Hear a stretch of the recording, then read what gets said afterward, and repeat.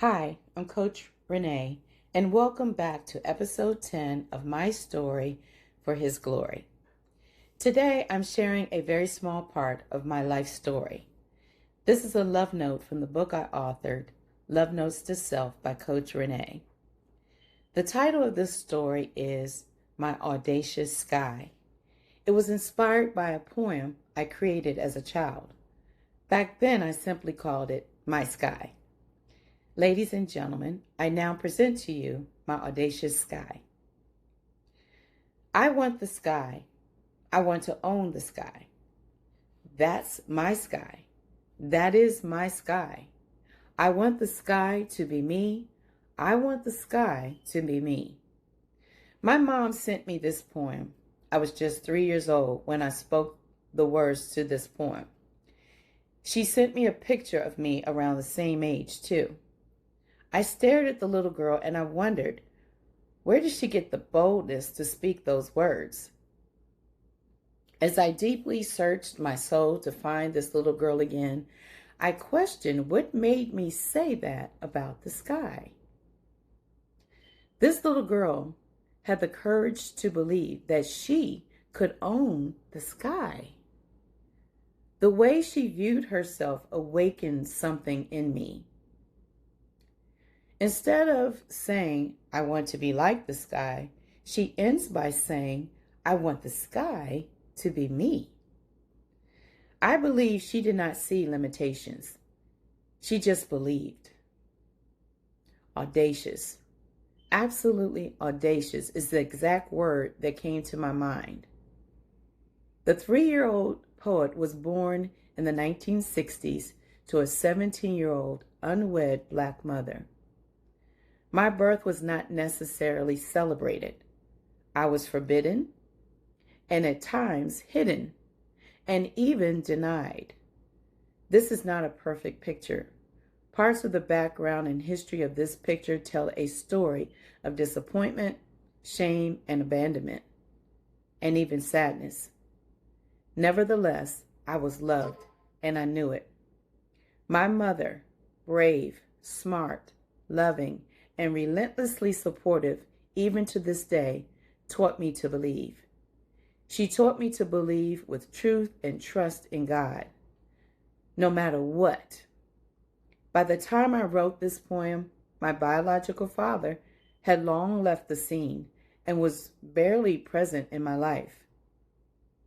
However, his imagination and natural desire for entrepreneurship is my birthright. And for that, I'm grateful. My grandmother, brilliantly creative, fun-loving, carefree, and delicate like the daisy she was named after, taught me to be free and quirky. My grandmother's life had its challenges, yet to this day, she still inspires me to believe. And then there's my strong, tall, larger-than-life, wise as Solomon granddad. Oh, how we loved each other. He, too, had his challenges, but that did not stop him from being an amazing granddad. He, too, encouraged me to simply believe. Several years passed, and my mom got married. This little girl had a dad to call her own. My sweet dad won my heart, piece by piece. He restored my faith and gave me the courage to believe once again.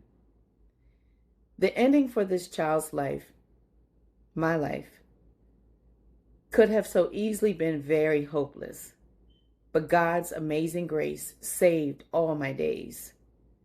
Gracefully, a handful of imperfect people, filled with love, poured into the heart of this little human. A bold notion to audaciously believe. Believe that there is more to life even when scarcity is all around you. Trust that there is a life filled with abundance, liberating truth, and an honest smile at the end of the day. It may never be perfect, but if you can believe and learn the unforced rhythm of grace, my friend, you will own the sky. It is love, not perfect people, that can drive out fear. I am grateful for all my imperfect people that taught me to love and believe audaciously. So, how about you? There are many things in life that can cloud our audacious belief and childlike faith. Unfortunately, life isn't perfect and can even be quite unfair. But when we choose to have the audacity to rise above all the clouds and storms in our life and simply believe, that is where life happens. And when a life filled with abundance can begin.